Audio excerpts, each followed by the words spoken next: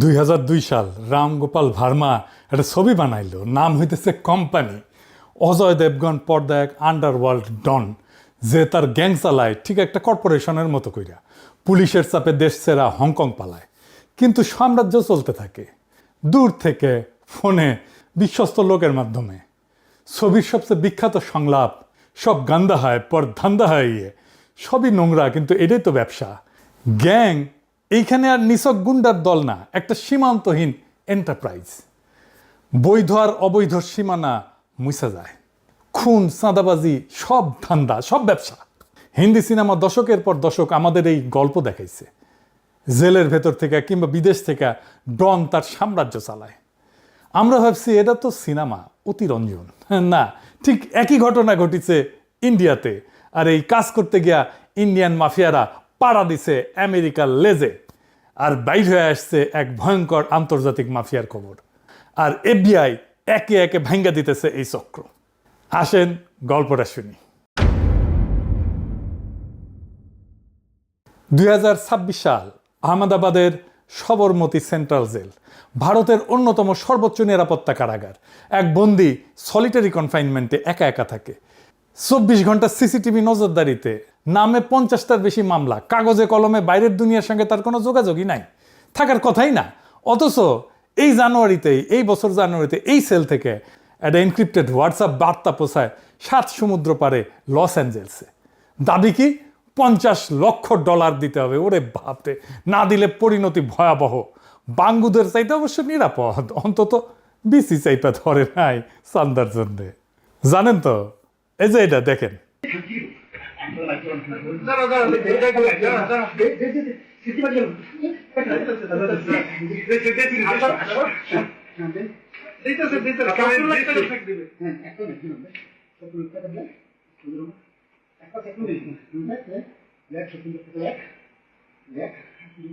এবার ভুক্তভোগীর বক্তব্য শোনেন। অন্ডকোষ এমনভাবে চেপে ধরছে আমার শ্বাসরোধ হয়ে যাওয়া, মারা যাওয়ার উপক্রম হয়েছে। এরপর আমাকে চেয়ার থেকে ফেলে দেয়, আমি নিচে ফেলাই, আমার বুকে পাড়া দিয়ে ধরে, গলা পাড়া দিয়ে ধরে, আমাকে হত্যার চেষ্টা করে এবং বলে যে সে আমাদেরকে চেক দেয়। শুনেছেন, এটা যুবদল নেতা, কিন্তু যুবদলের পরিচয় দিলে কিন্তু বিসি সামলায় চলতে হবে। যাই হোক, সিনেমায় ফিরে আসি। না, ওই ইন্ডিয়ার জেলে ফিরে আসি। পর্দার সেই কোম্পানি আর কল্পনা না। ভার্মা যেটাকে রূপক হিসেবে আঁকছিলেন, অপরাধ একটা সীমান্তহীন কর্পোরেশন, জেল বা দূরত্ব যার কাছে কোনো বাধা না, সেটা এখন 3 মহাদেশে ছড়ানো একটা সত্যিকারের এন্টারপ্রাইজ। সিনেমার বাস্তবের মাঝখানে পর্দাটা ছিঁড়ে গেছে। ইন্ডিয়া এখন এই প্রশ্নের মুখে, একজন মানুষ যে রাষ্ট্রের সবচেয়ে সুরক্ষিত খাঁচায় বন্দী, সে কিভাবে 3টা মহাদেশ জুড়ে এই সাম্রাজ্য চালায় অপরাধের। আর এটা ধরল কে? ইন্ডিয়ার কোনো সংস্থা না, ধরল আমেরিকার এফবিআই। একেবারে গোড়া থেকে গল্পটা শুরু করি।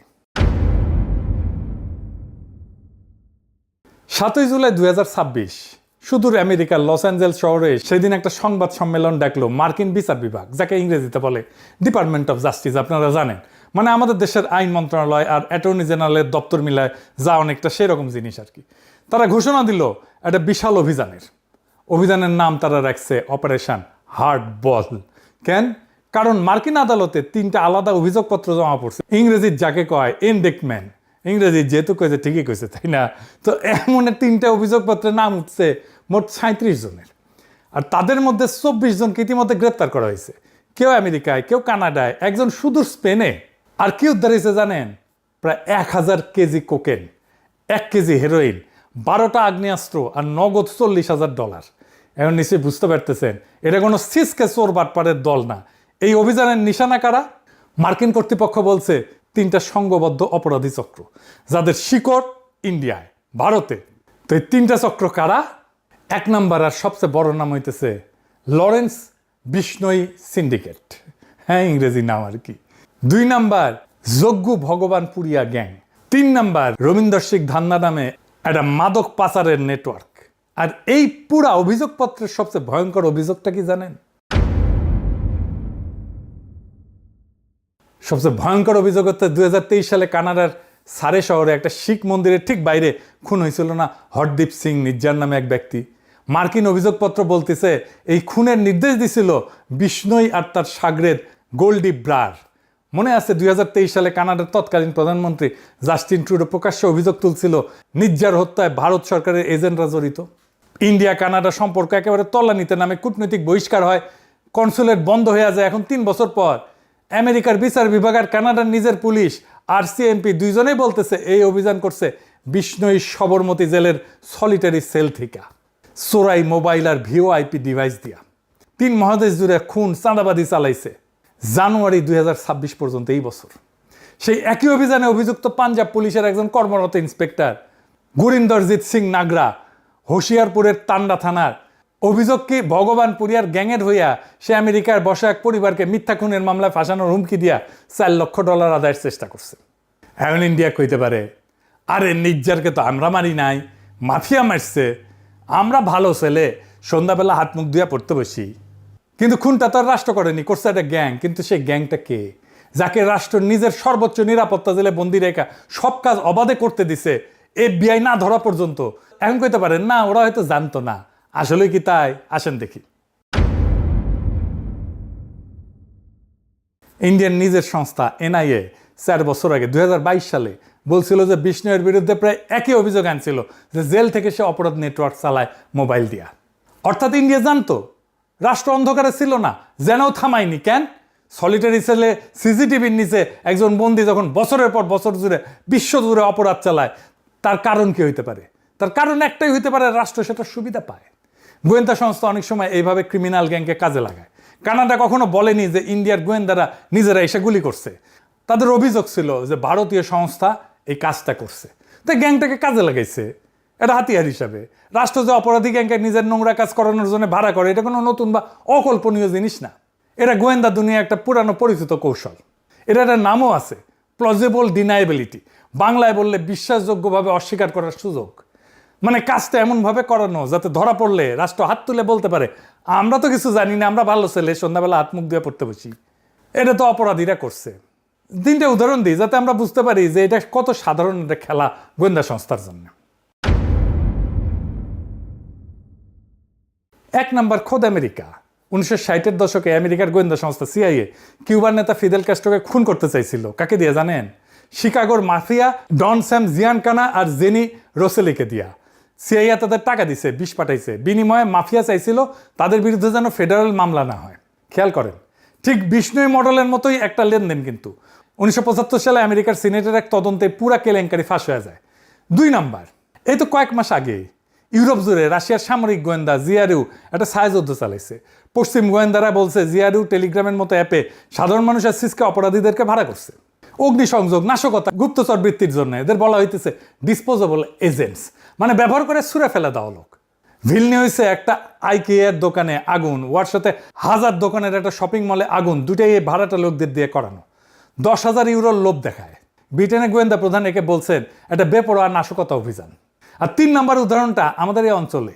ইন্ডিয়া অভিযোগ হইলেছে যে পাকিস্তানের গোয়েন্দা সংস্থা ISI বহু বছর ধরে আন্ডারওয়ার্ল্ড ডন দাউদ ইব্রাহিমের অপরাধ সাম্রাজ্যকে নিজেদের হাতিয়ার হিসেবে ব্যবহার করতেছে। 1993 সালে মুম্বাই বিস্ফোরণ সহ নানা কাজে ইন্ডিয়া নিজেই অন্যদের দোষ দেয় ক্রিমিনাল গ্যাংকে কাজে লাগানোর। দাউদ ইব্রাহিম তো পাকিস্তান থাকেও না, কিন্তু বিষ্ণুই তো ইন্ডিয়ার জেলে থাকে। ইন্ডিয়া জানেও সে অপরাধমূলক কাজ করে জেলে থেকে। ইন্ডিয়া তাকে কাজ করতে দেয়, কিন্তু নির্জারকে যখন মারে এই বিষ্ণুই তখন হাত ঝাইরা বলে আমি কিছু করি না, আমি ভালো ছেলে, আমি সন্ধ্যাবেলা হাত মুখ দিয়ে পড়তে বসি। মজাই মজা। আরো একটা নির্মম ঘটনা আছে এই গল্পে।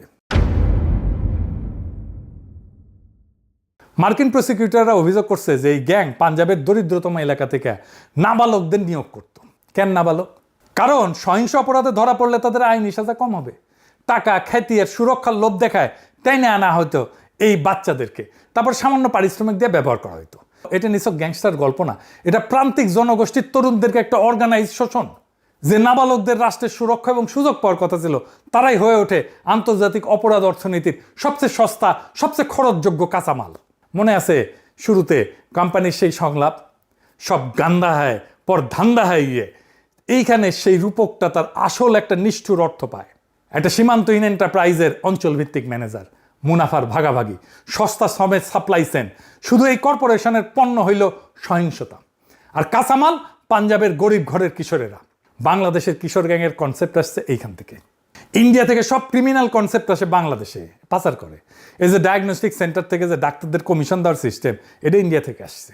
ফার্মাসিউটিক্যাল কোম্পানির ডাক্তারদের মাসোহারা দেওয়া, প্রেসক্রিপশন লেখার বিনিময়ে, প্রোডাক্ট লেখার বিনিময়ে, এই সিস্টেম ইন্ডিয়া থেকে আসছে। এই কিশোর গ্যাংয়ের কনসেপ্টও আসছে ইন্ডিয়া থেকে। আর এই সিন্ডিকেট আজকে ছড়ায় আছে Canada, America, Britain, Europe, Australia, New Zealand পর্যন্ত। এদের সদস্য সংখ্যা কত জানেন? 7 থেকে 800। এই 2026-এ পর্তুগালে ইন্ডিয়ান নাগরিকের উপর গুলিবর্ষণের দায় স্বীকার করছে এই গ্যাং। আন্তর্জাতিক বিশ্লেষকরা বলছে এই প্রথমবার একটা ভারতীয় সংগঠিত অপরাধ চক্রকে পশ্চিমা সরকারগুলো নিছক অপরাধ না, একটা ট্রান্সন্যাশনাল নিরাপত্তা হুমকি হিসাবে দেখতেছে। ইন্ডিয়ান সংগঠিত অপরাধ এখন আর শুধু ইন্ডিয়ান আভ্যন্তরীণ সমস্যা না, এটা একটা বৈশ্বিক সমস্যা।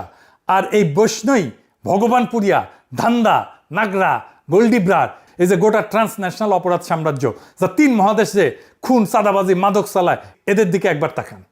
এদের মধ্যে একজনও কি মুসলমান? একজনও কি ইসলামী জঙ্গি? না, এরা কেউ শিখ, কেউ হিন্দু। কিন্তু এই ভারত রাষ্ট্র সারা দিন রাত সন্ত্রাসবাদ, জঙ্গিবাদ বলে চিৎকার করে, যে রাষ্ট্র বরাবর একটা নির্দিষ্ট সম্প্রদায় মুসলমানদের ঘাড়ে জঙ্গিবাদের অপবাদ চাপায়, প্রতিবেশী দেশকে সন্ত্রাসের আতুরঘর বলে ভিলিফাই করে, সে একই রাষ্ট্রের প্রাতিষ্ঠানিক কাঠামোর ভেতরে বৈশা একটা বিশাল অপরাধ চক্র গোটা আন্তর্জাতিক অপরাধ পরিচালনা করতেছে জেলের সেলের মধ্যে থেকে, পুলিশ অফিসারের যোগ সাজসে।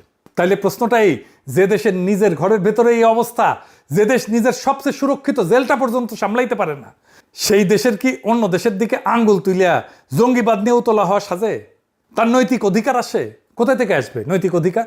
যে রাষ্ট্র জঙ্গিবাদের ভয়কে একটা রাজনৈতিক হাতিয়ার বানায়, একটা সম্প্রদায়কে কোণঠাসা করার অস্ত্র বানায়, তার নিজের মাটিতেই যখন একটা দানব বাইরে ওঠে আর সেটা ধরাই দিতে হয় বিদেশি সংস্থাকে, তখন সেই ভয় উৎপাদনের রাজনীতি আর জঙ্গিবাদের গল্প বেচার রাজনীতিটা কতটা নৈতিক? প্রশ্ন করুক ইন্ডিয়ানরা নিজেদেরকে। শক্ত বিশ্বমঞ্চে কর্তৃত্বের হুঙ্কার দেয়, পরাশক্তি হবে নাকি? নিজের দেশের একটা জেলের সেল সামলানোর ক্ষমতা নাই। আর এই দেশকে দেখে ডরে কাঁপে বাঙ্গুরা। পশ্চিমে ইন্ডিয়ার আগের জেনারেশনের ইমেজ ছিল মেধাবী ডাক্তার, তারপরের জেনারেশন হয়েছে মেধাবী আইটি এক্সপার্ট, বড় বড় কর্পোরেশনের সিইও। ও আচ্ছা, মাঝে বাদ পরিচয়টা, সেটা হইতেছে বিশ্ব সুন্দরীদের দেশ। এই জেনারেশনে শুরু হয়েছে ফোন স্ক্যামার হিসাবে। ইন্ডিয়ানরা স্ক্যাম করে, প্রতারণা করে, টাকা চুরি করে। একটা সেন্টারে দেখেন $48 মিলিয়ন হাতায় নিছে ফোনে স্ক্যাম করে। ওই দেখেন কলকাতা বা মুম্বাইয়ে বসে স্ক্যাম করতেছে। এখন ফোনে ইন্ডিয়ান অ্যাকসেন্ট শুনলে পশ্চিম মানুষ গালাগালি করে, ফোন রেখে দেয়, কথা বলতে চায় না। এই দেখেন গার্ডিয়ানেই নিউজ আসছে, এটা নিয়ে স্টোরি হয়েছে। আর এটা শুরু হয়েছে H1B ভিসা দিয়া ফ্রড করা। H1B ভিসা কি জানেন তো? এই ভিসার মাধ্যমে ইন্ডিয়ানরা সবচেয়ে বেশি আমেরিকা আসে। এই ভিসা ইন্ডিয়ানরা সবচেয়ে বেশি ব্যবহার করে।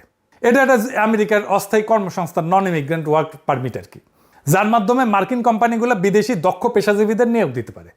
এটা সাধারণত এমন চাকরির জন্য ব্যবহার করা হয় যেখানে অন্তত ব্যাচেলার ডিগ্রি বা সমমানের বিশেষায়িত জ্ঞান প্রয়োজন। একজন মার্কিন নিয়োগকর্তা, এমপ্লয়ার, সে বিদেশি কর্মীকে চাকরির প্রস্তাব দেবে। নিয়োগকর্তা কর্মীর পক্ষ থেকে H1B এর জন্য আবেদন করবে আমেরিকার কাছে। কর্মী নিজে সরাসরি আবেদন করতে পারবে না। আবেদন অনুমোদিত হলে কর্মী আমেরিকায় গিয়া ওই নির্দিষ্ট নিয়োগকর্তার অধীনে কাজ করতে পারে। সবচেয়ে বেশি যায় এই ভিসা আমেরিকায় ইন্ডিয়ানরা। এটা জালিয়াতি করে প্রচুর, আর এটা নিয়ে আমেরিকানদের মধ্যে আছে বিশাল অসন্তোষ। এই যে সারা গঞ্জালেজ এই নিয়ে ব্লগিং করে, দেখেন।